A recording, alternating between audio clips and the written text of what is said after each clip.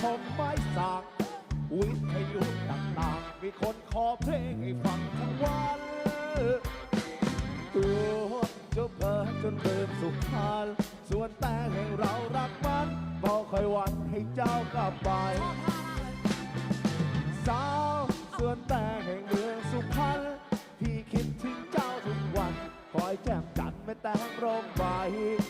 และพื้นดินแรงแห้งไรแต่งเหมือนคนมองไปโปรดไม่เป็นคนใจกับสุไรน้าสาวส่วนแต่เยชู People counting